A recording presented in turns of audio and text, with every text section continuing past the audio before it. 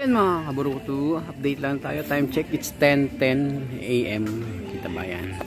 So far wala pa nagka-clock. Pero ewan ko lang, pag check ko sa kubo, wala pa nagka-clock.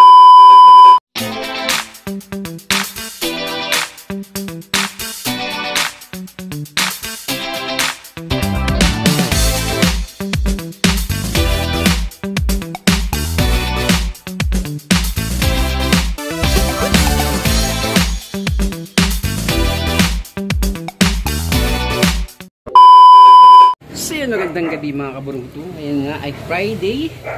So ngayon na iba na. Friday na ang loading since start na ng derby natin, no? So ngayon nga ilo-load natin ang ating mga warriors. Ang ating natitirang warriors para sa North Derby Race. So meron pa tayong dalawang natitirang ibon. Yan nga ay si Putipak. Yun, si Putipak. Si Putipak mga kaburuto. At si 88. So yan mga kaburuto, kakarga ko lang sila. Kaya ko lang sila sa natin motor, pero magbabitaminin ko muna sila. Then tatay ko sila sa loading station. Tatay ko natin mga kalapati, mga kaburuto. Yan, mga pang south natin. Malapit na rin yung south. Tapos meron tayong mga naka-clubbering dito. Kasi yung mga naka-clubbering natin, mga babies pa ito. Tsaka ito magkapatid. Kasi ito anak ni ano yan, anak ni 88. Dalawa anak na 88 dyan. Yung pa isa niyang anak, kamukha niya. Yung isa pa nakakalabring ito. Marako na. Yan. So yan mga kaburuto, iayusin ko lang yung dalawang warriors natin, no? Update ko kayo mga kaburuto. Samahan nyo lang ako mga kaburuto. Tara! A few moments later. Mga kaburuto, eto na nga si 88. Nailagay na natin siya. Ayan. Ready na siya para sa second lap. Nakunin ko na ulit si Putipak para ma-added ko na siya. Ayan mga kaburuto, pinainan ko siya vitamins. Tapos may oregano rin siya mga kaburuto. Ayan, ayan mga kabangon nila. Ayan, uwi ka sa Sunday kukunin ko lang mga kaburuto si Putipak. Mga kaburuto, na ilagay ko na rin si Putipak. Ready na rin siya para sa second lap. Santa Fe, Nueva Vizcaya na yung bitaw sa kanila. So chinek ko siya sa waist, na siya, 207 kilometers. Yun siguro ang air distance nun, pero siguro ang travel time nun, mga travel distance na siguro mga 250 or 230. Ayan ang kaburuto. Ready na yung dalawang warriors natin. Ayan, si 88 at si Putipak. So very good yung first lap nila, pareho silang hindi cut off. So sana matuloy-tuloy nila, no? Hanggang sa ika-8 lap. So 8 laps na pala itong race natin. So ito yung ka-second lap nila. So yan mga kaburuto, dadaling ko na sila dun sa loading station. Tara! 11 minutes later. So yan, dito na tayo sa loading station. Ito na si 88. I-load na natin siya. Yung kasama niya.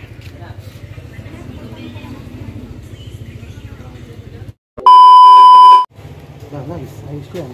Ito yung kasali sa anong tawag doon? Survivor. Survivor series.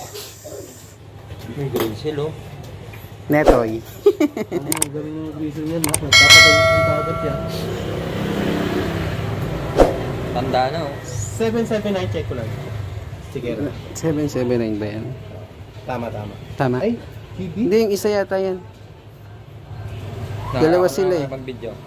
Yun. Parehas kasali sa derby, no? Parehas sa derby. Game yan. Ito yung Ito yung 597. 97 pala. 597. Oo. Sa kabila. Tigis-tigero ko na. Dinipat ko na lang yung router niya.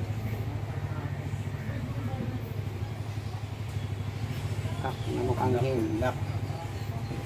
Buster beater po. Oo nga eh. Sino ba yan? Taas.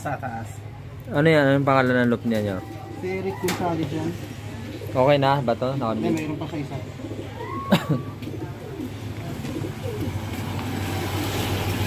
Ito yata yung isa. May 7. Yan. Ayan yung 779. Lipat ko lang ito sa 97 na. Oh, 597. Tapos na ang ating. Pagkasunod lang to, dumating. Pagkatapos ng ulan, Mhm. kalaw hindi naaabot.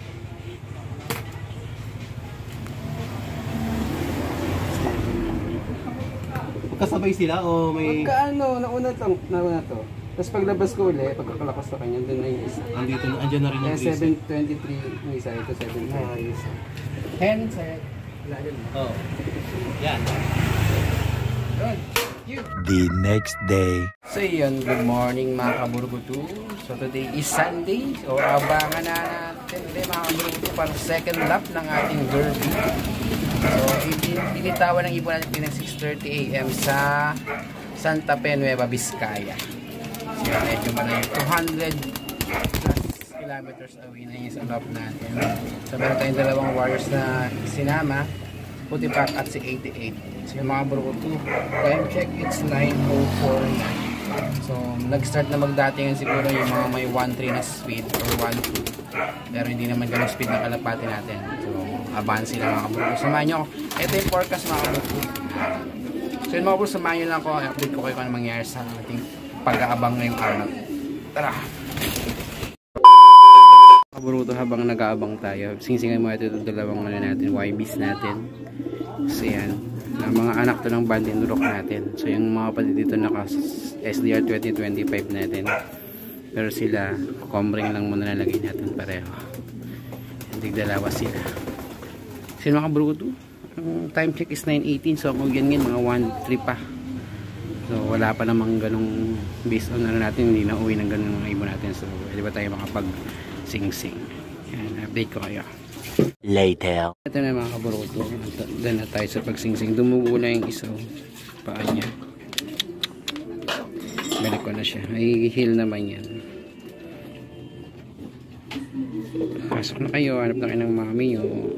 11 minutes later. Mga kaburgutu, update lang tayo. Time check, it's 10:10 AM. Kita ba yan? So far wala pa nagka-clock. Pero ewan ko lang, pag check ko sa kubo, wala pa nagka-clock sa club. Pero ang speed na lang is 900. Malamang smash na naman yung daanan ng ating mga kalapati, mga kaburgutu. Yan. Pero syempre sana umabot sila. Ang cut-off naman 11 plus 11. So meron pa tayo isang oras na may get para abangan yung mga kalapati natin. And hopefully hindi sila ma-cut off, no? So mga kaburgutu, yan, malinis ang langit. Wala din ako nakitang dumadaan ni isa. So dapat dyan sila manggagaling, pero wala pa. Hindi pa rin mga tayo nagpalabas ng mga YBs natin. Mamaya na lang pag cut off na, paparonda rin tayo mamaya.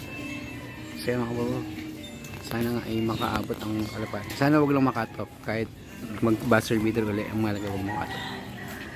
Yan, update ko kayo. Tara. Check 10:46 AM. So pag ganitong oras is 800 na lang yung speed. So far pag check ko sa club, meron palang 4 na nagka-clock, and ang speed nun is 100 plus na lang. So ganun kahirap yung race ngayon mga kaburgutu, no? May mga dating nag-1-2 na speed, ngayon wala. So paano pa yung ibon natin? Pero syempre aasa pa rin tayo na hindi sila makato. Meron pa naman tayong mga 40 minutes bago mag-cut off.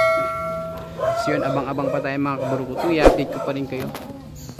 So yan, okay naman dito sa lugar namin, maganda ang langit. Mainit na nga eh, pero alam ko yung dinadaan nila ngayon maulan. Pero sana makatagos sila, no? Sana kagaya ng 4 na nag-crack, may makatagos sila. Ayun, wala akong nakikitang marami, na isa-isa siguro. Kanina yan, bago ko nag-video nito, may nakita akong isang dumaan. Kala ko nga sa atin, kaya nakuha ko yung cellphone. Pero yung wala. So mga kaburgutu, abang-abang pa tayo. Update ko kayo mga kaburgutu, samahan nyo lang ako. Tara. Yun, may isaw, bumalik ko. Sino kaya yan? Yun, ay hindi, ronda lang. Ronda lang yan. So yan, wala pa rin mga kaburgutu. Samahan nyo lang ako. Tara. A few moments later. Kaburgutu, good morning. So time check 11:23, sakto cut off time na natin. So nung nag-check ako sa club, meron lang 43 na nag-clock, plus yung dalawa doon cut off na.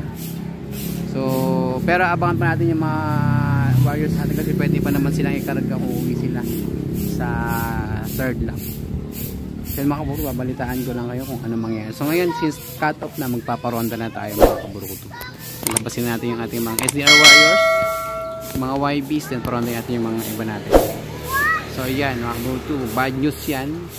Hindi naging maganda yung second lap natin, even sa buong club, no? Halos walang nakauwi, walang umabot sa 700 na cut off. Ang gagaling ng 41 na yon umabot. So tingnan ko lang kung nadagdagan pa, pero yung last check ko, nag-check ko na 11. Pero iba-iba naman kasi ang cut off, may mga depende sa pag mas malayo ka, mas matagal ang cut off mo. So yan mga bro, balitaan ko na lang kayo kung uwi pa yung dalawa natin, pero I hope na umuwi pa sila, no? Malamang meron na sila pinagdaan ng maulan na lugar along the way. So yan mga bro, babalitaan ko kayo kung ano mangyayari. Bye bye. Tomorrow for sure. Yun, magandang gabi mga kaburugutu. Update nga tayo sa ating second lap ng derby. So bad news mga kaburugutu, wala na nga yung ating Warriors. Hindi na nga sila nakauwi, no? Doon sa ano bang toss yun, second lap, yung hard race, ay hindi, smash race doon sa Nueva Vizcaya, Santa Fe, Nueva Vizcaya. Actually ang konti lang nakauwi sa club nun, nadami ngayon mga kalapati natin sa mga hindi nakauwi. So yun, ibig sabihin nito mga kabruto, pahinga na tayo sa ating North Derby race. Kagaya ng last summer race, second lap lang din ang inabot natin, pero okay lang, hindi tayo titigil. Paghahandaan na naman natin ngayon yung South Derby race, na I know baka next month is mag-start na ang training. So ngayon ang gagawin naman natin, mag-start na tayo mag-toss, no? Yung mga ano natin pang OB, pero yung mga YB natin naka ano pa lang sila, ito mga to, mga naka-clubbing natin, nag-viewing pa lang sila. Pero yun, train na natin yung mga OB natin. Simulan na natin. Yan mga burdo. So yun nga, no, dito ako tapos yung video natin regarding sa ating second lap ng derby. So ito na ang katapusan ng ating journey sa ating North Derby race. So hanggang sa next derby mga kaburdo, samahan nyo lang ako. Bye bye.